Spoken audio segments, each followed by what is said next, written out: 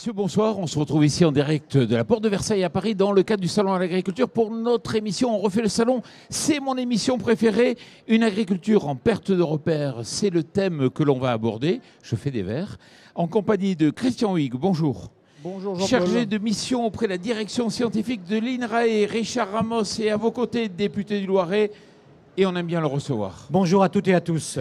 À vos côtés, Pascal Renaudat.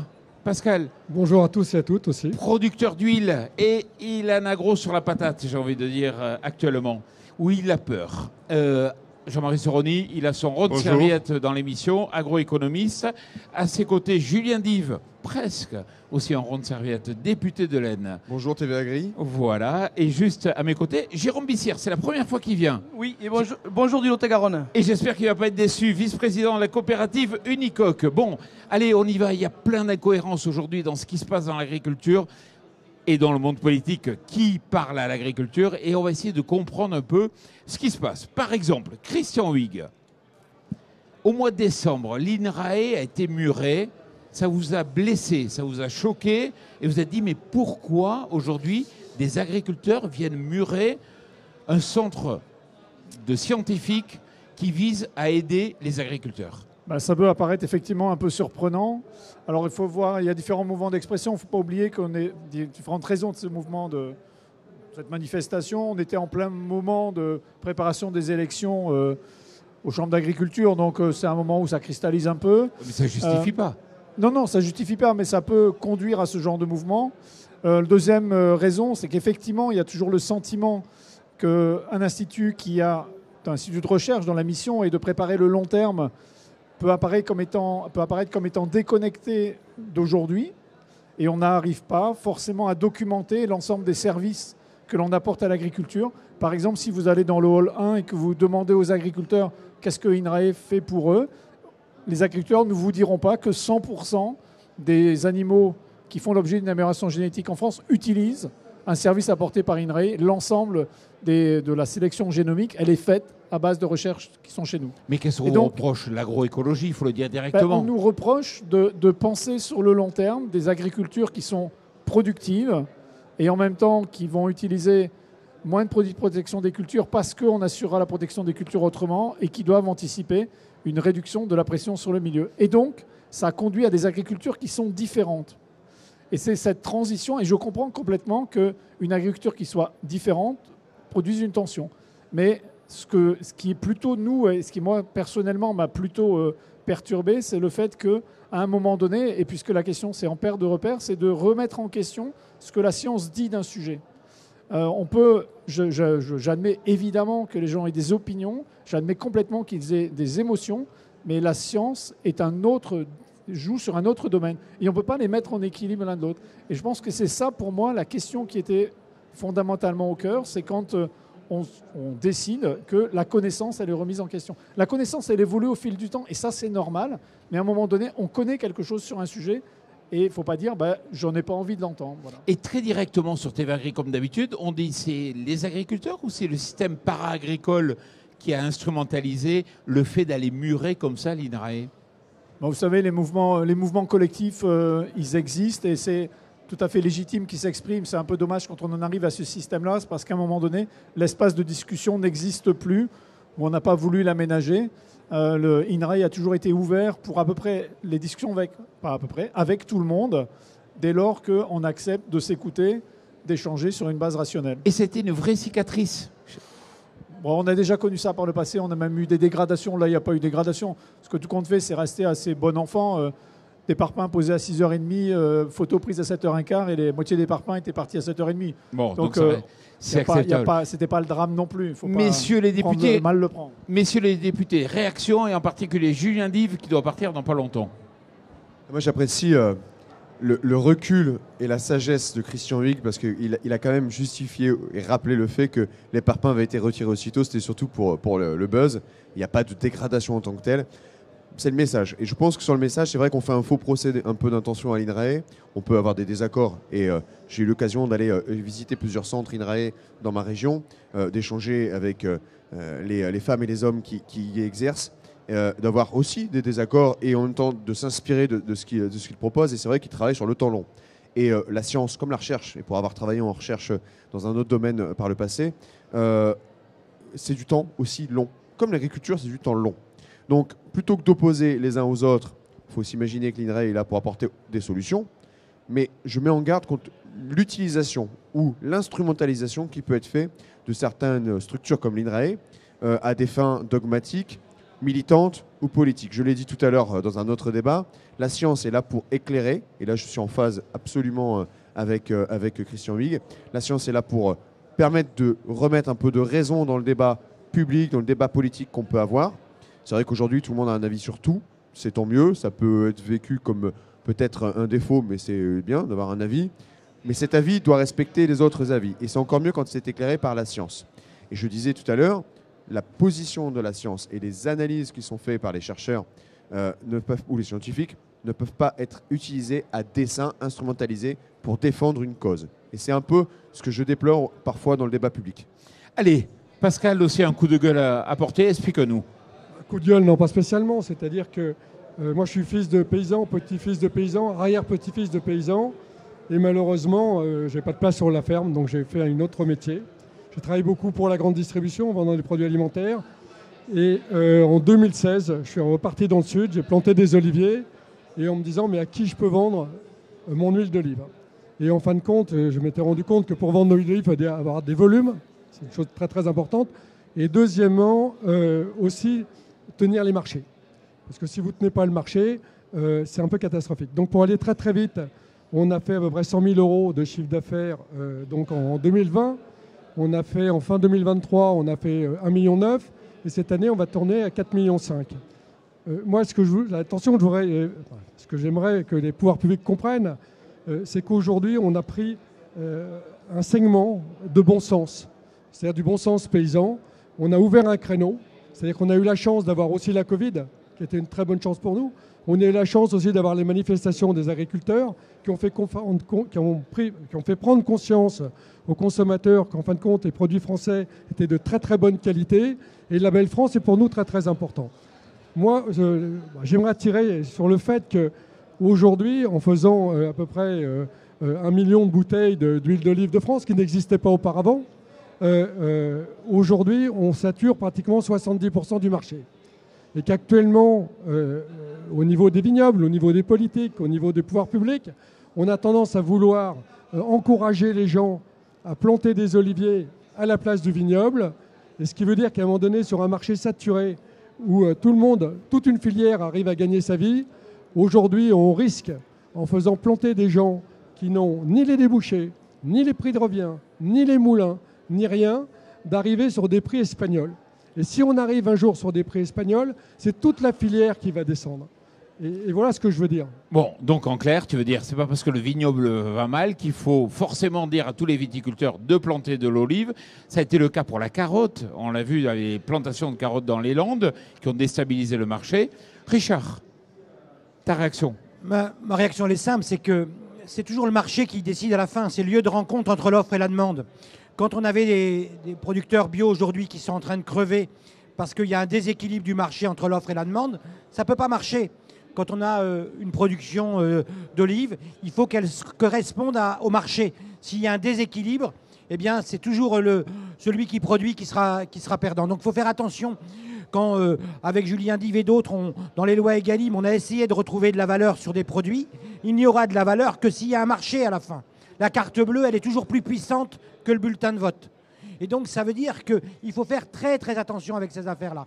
Et donc, il faut à la fois faire des produits qui sont massifiés et parfois sur des produits qui sont des produits de niche. Il faut faire très attention à ne pas faire en sorte que finalement, on déséquilibre le marché. Sinon, à la fin, c'est une catastrophe. Et donc, pour moi, ça, c'est très, très important. Et puis, le titre de l'émission, perte de repères. Sur le salon, puisqu'on refait le salon, moi, ça fait à peu près 20 ans que je viens sur le salon. On a beaucoup de gens qui sont aujourd'hui en défensif. C'est-à-dire qu'on a des gens qui sont en danger sur leur métier, en danger sur leur filière, et on en parlera certainement sur la noisette en débattant. On a un salon qui est frileux, c'est-à-dire qu'on n'est pas dans celui de l'année dernière, qui était un salon presque contestataire. mais on est dans un salon qui a peur. On est dans un salon qui ne voit pas où il a le repère. Puisque la question, c'est le repère en agriculture.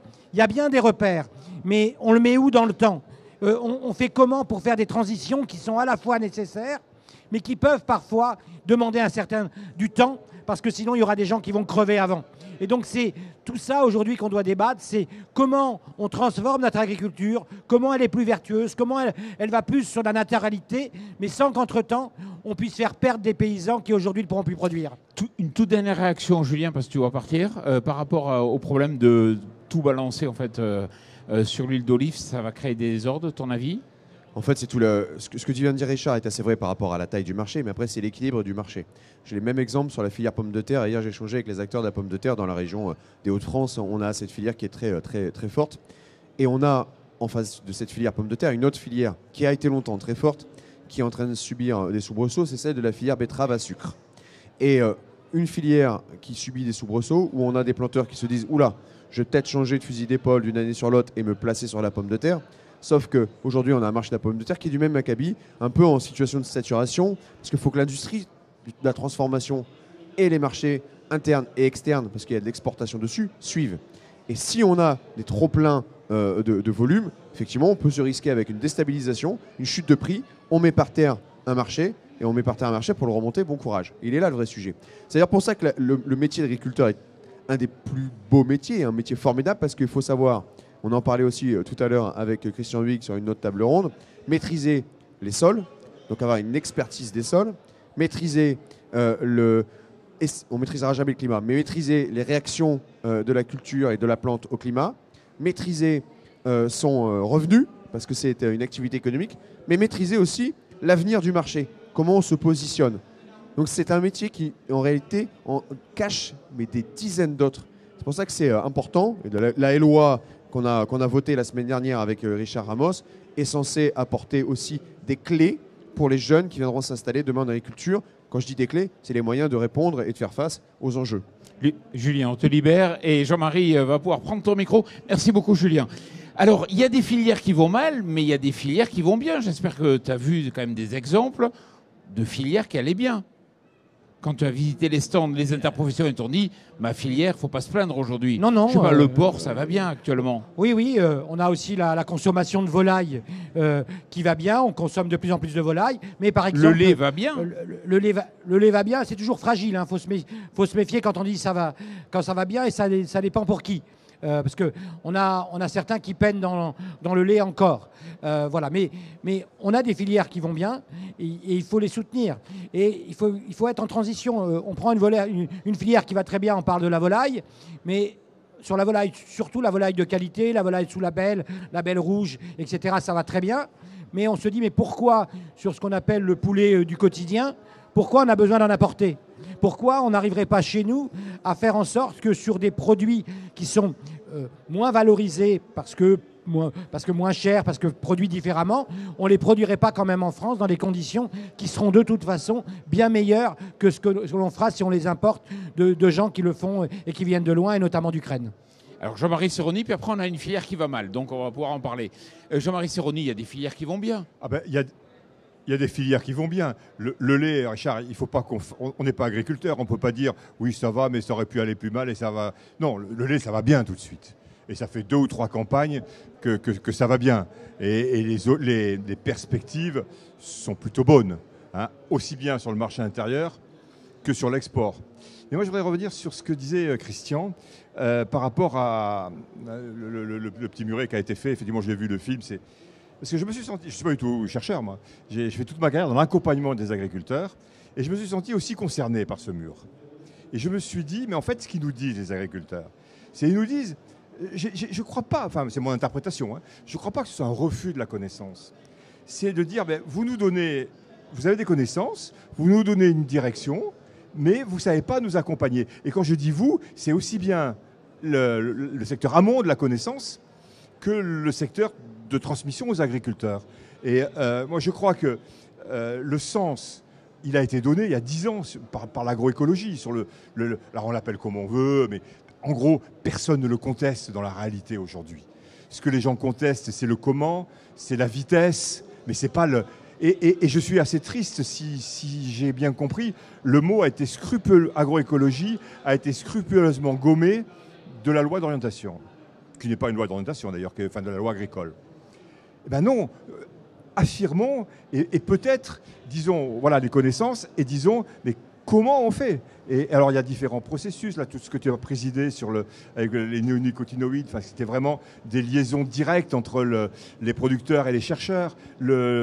Pour moi, c'est un mot, je ne connais pas bien, mais le parsada, là, tous ces éléments d'anticipation où les chercheurs, les techniciens, les praticiens, les gens qui font l'intermédiaire travaillent ensemble pour dire, bon, non pas pour dire où on va, on le sait. Personne ne le conteste en fait, mais de dire comment on fait et comment on vous accompagne, vous les paysans. Et aujourd'hui, moi je prends que le gros mouvement qu'il y a eu l'année dernière, c'était pas un mouvement du revenu, je me suis beaucoup exprimé là-dessus, j'étais très critiqué au début et ça a été admis par tout le monde après, puisque ça venait après 2 bonnes années, mais c'est de dire, en gros, vous nous laissez nous démerder tout seul, quoi. Et non. Et là, c'est pour ça que je le prends aussi à mon compte, ayant fait toute ma carrière dans l'accompagnement. Je crois que c'est l'accompagnement des agriculteurs au sens très large du terme, y compris par la loi d'ailleurs. Hein. Et par exemple, quand je vois dans la loi 20%, je ne sais plus combien, de surface en bio, mais c'est une connerie. Parce que le bio, ce n'est pas la surface qui commande, c'est le consommateur. Jean-Marie, on va laisser répondre d'autres personnes. Christian, par exemple. Par rapport à ce que tu dis sur la transmission, effectivement, on a hérité d'un système qui est organisé avec un flux continu. D'ailleurs, on parlait de chaînes. Voilà, et donc les maillons, ils se succédaient l'un l'autre. Ce système-là, il est difficile. Il est périmé pour 2 raisons. Le premier, c'est qu'il y a une résistance sans doute plus grande à la diffusion qu'avant, parce que la trajectoire de développement n'est pas linéaire. Et donc, le court terme et le long terme sont plus alignés. Il y a des transitions fortes. Par des pesticides au biocontrôle, on passe des organisations différentes. Et donc, il y a une résistance à la transmission et le système résiste, c'est clair, qui est plus difficile. Les agriculteurs, ils sont divers aussi dans leur capacité à absorber. Et sans doute que ce qui a aussi freiné beaucoup et qui a conduit à ces réactions, c'est que les fonctionnements collectifs pour l'apprentissage, ils se sont effondrés. Et là où il y avait beaucoup de groupes de GEDA, des groupes collectifs, en fait, ils fonctionnent moins pour l'adoption. Et c'est ce point-là qu'il faut retrouver. Et pour le retrouver, il faut, moi j'y crois beaucoup, avoir des visions du futur. Les mouvements qu'on a vus, c'est des mouvements qui peuvent crier une forme de désespérance par « je ne partage pas le point d'arrivée parce que je ne sais pas ». Comment on va y aller, ouais. Et pour moi, une des difficultés que l'on a dans les temps actuels où on voit des remises en cause de certaines orientations, où la transition agroécologique, on a barré des mots, on réautorise de façon temporaire, enfin temporaire ou pas, des produits qui posent vraiment une difficulté pour le milieu, et ben en fait ça revient à dire l'orientation, le futur désirable qu'on peut partager, et ben on ne le partage plus. Et pour moi, c'est plutôt... La difficulté, c'est que non pas on revient en arrière, c'est qu'en fait on floute tellement le futur qu'on empêche le mouvement. Je suis d'accord, la parole publique n'est plus claire là-dessus. Jean-Marie, je vais vous raconter une belle histoire. Enfin, elle débutait bien l'histoire. Elle était même très très belle l'histoire de la noisette. Elle démarre dans le Lot-et-Garonne, une coopérative se crée, tout le monde parle des noisetiers. Ça coûte un peu cher quand même à la plantation, mais on a l'espoir quand même d'avoir des résultats. Tout le monde a envie d'en faire. C'est presque la poule aux œufs d'or, sauf que, hop, ça marche. Oui, ça y est, ça marche. Sauf que on n'a pas du tout de problème de marché, nous. Contrairement à ce qu'on expliquait tout à l'heure, nous, on a un problème de production. Et j'écoutais monsieur de l'INRA, sauf que la différence qu'on a avec vous, c'est que nous, on est soumis à des règles économiques. Et on va trop vite. On va trop vite parce que la remise en cause, on nous a enlevé tout un tas de produits au fur et à mesure de notre création de filière. Et on arrive maintenant où on n'a plus rien pour se protéger contre nos ravageurs historiques, qui est le balanin et qui est la punaise diabolique qui arrive depuis 5 ans. Et donc on arrive maintenant en 2024 avec une récolte catastrophique qu'on avait annoncée déjà depuis la loi de biodiversité qui était votée en 2016. On l'avait annoncé, on y est. Et maintenant, notre contexte économique fait que sur les 320 producteurs de la coopérative, 7000 hectares sur le 71 départements, nous arrivons à avoir 50% de producteurs de noisettes qui sont en très grosse difficulté financière. Donc c'est tout. Et nous sommes le 3e consommateur de noisettes au monde, la France. 30 000 tonnes d'amandons. 90% de ces noisettes arrivent du reste du monde. La Turquie, 240 pesticides. L'Union européenne, 8 pesticides pour protéger contre... Et nous, on n'en a plus que 1, allez, voire 0,5. Donc vous dites quoi? Donnez-nous un Donnez-nous néonicotinoïde et c'est réglé. Non, pas forcément réglé. Mais ça nous laisse le temps, comme celui qui est autorisé en Europe, qui sont l'acétamipride, c'est le sujet de la loi qui va arriver à l'Assemblée, jusqu'en 2033 pour nous laisser chercher. Parce que depuis une quinzaine d'années, avec notre Association nationale des producteurs, dont nous avons notre entomologiste qui est là, qui est Rachid, nous travaillons avec l'INDRA et l'unité VC Versailles sur le biocontrôle du bananin. Mais le bananin, ce n'est pas un carpocaps, on est les seuls à avoir. C'est pas la punaise diabolique. Et c'est pas la punaise diabolique. Et depuis 3 ans, nous avons créé un site de parasitoïdes où on élève des petites guêpes qui vont pondre, et le cycle de vie de cette guêpe est de pondre dans l'œuf de la punaise diabolique. Mais on en a pour 10-15 ans pour arriver à avoir un protocole qui est viable pour la filière et pour les producteurs. En attendant, nous, l'année prochaine, on ne sera plus là. Donc vous dites que c'est le pas de temps qui n'est pas le même. Voilà. Christian Huyghe, parce que je sais que vous n'êtes pas d'accord sur la question. C'est pour ça que je vous ai mis de chaque côté. Non, rassure-toi, on n'en est pas là. Non, mais je comprends complètement cette question-là. Le point central qu'on doit avoir, l'exemple de la noisette, elle doit nous enseigner ce truc-là. C'est comment on arrive à anticiper. 2016, on sait qu'on va aller dans le mur et on n'arrive pas à mettre les moyens qu'il faut en face. La NPN travaille. Rachid, on avait sur un plateau à INRAE tout à l'heure. Il y a un travail, mais on n'a pas réussi à mettre les moyens qu'il faut en face. Et il y a un institut technique des fruits et légumes qui n'a pas réussi à mettre les moyens en face. Et parce que tout compte fait, ce qu'on avait, c'est à peu près ce qu'on est en train de vivre aujourd'hui avec la réautorisation, c'est de dire, mais après tout, les molécules, elles risquent d'être maintenues. Et donc, ce n'est pas forcément la peine qu'on mette le paquet. Et donc, je pense qu'il faut, effectivement, il faut avoir un appui clair à la filière. Il faut trouver les solutions, mais que des solutions qui n'obèrent pas la capacité à agir après. Si on met une charge, et c'est sans doute là qu'on n'est pas totalement en accord, voire même en désaccord total avec Jérôme Missière, c'est que si on met dans le milieu des produits phyto qui empêchent que demain toute régulation se mette en place, eh ben en fait, on empêche au système d'évoluer. Tu veux dire qu'on ne peut pas faire ce que vous avez fait pour la betterave? Laisser un moratoire, temps de... Bon, on a fait... de rechercher. On a eu... Et c'est à la différence de l'autorisation jusqu'en 2033, ce qui a été fait sur la betterave, ça a été 2 années de dérogation 120 jours. Et donc, de façon à ce que l'utilisation soit extrêmement réglementée et pas de dire pendant 7 ans, c'est open bar. Donc, on peut imaginer, mais ce qu'il faut faire, et là où on peut s'inspirer de ce qu'on a fait sur la betterave, c'est dire on a un problème et on regarde à 360 degrés pour le résoudre. On sait qu'à la fin, il n'y aura plus. Oui, voire à la fin ou très vite, il n'y aura plus. Et donc, on doit obligatoirement trouver des solutions qui sont des solutions techniques, des solutions organisationnelles. Sur la punaise diabolique, qui est un vrai problème, dans le Parsada, il y a un projet Pacte qui a été pris. Comme je le co-préside, le CST, je sais ce qu'il y a dedans. Et on voit bien que d'ailleurs, sur la punaise diabolique, le problème n'est pas la noisette seule. Le problème, c'est toutes les filières qu'il y a autour. Mais dans ce contexte-là, c'est là qu'il faut regarder et chercher à 360 degrés. Les démarches de prophylaxie, elles doivent être totalement partagées. Et ça, bizarrement, en protection des cultures, on a oublié. Donc on est dans une configuration, comme on le disait avec Jean-Marie tout à l'heure, où il y a une chaîne de transmission de savoir qui ne fonctionne plus comme avant, mais il y a il y a des ruptures sur le comportement, et notamment les fonctionnements collectifs pour récupérer des régulations biologiques sont importants. Donc le seul point de désaccord qu'on a avec Jérôme Missière, c'est comment on fait pour ne pas obérer la capacité à agir demain. Mais pour le reste, le fait de trouver des solutions, oui, il faut le faire. C'est là que le PNRI betterave qu'on a mis en place en 2020, il a changé la donne. Et c'est sur la base de ce modèle-là, quand on y a réfléchi avec Marc Fesneau quand il était ministre, on a dit il faut adopter les mêmes logiques de problem solving. Jérôme, oui, quelques mots. Alors j'entends bien tout ce que vous dites, sauf qu'il y a quand même une réalité économique. Qu'est-ce qu'on dit à nos producteurs demain, en 2025, comment on protège nos cultures? C'est ça le truc. On a 10 ans de retard en fait, parce qu'il y a 10 ans en Italie, déjà ils lâchaient des parasitoïdes dans les bois autour des villes, et ils ont quand même le panel de molécules parce qu'ils n'arrivent pas à sauver leur récolte. Mais ça veut dire que ça ne marche pas en Italie, ça ne marche pas terrible. Donc vous n'y croyez pas vraiment? alors je suis d'accord parce que moi ça fait 26 ans que je suis installé et il n'y a aucun problème, je ne fais plus le même métier qu'il y a 26 ans.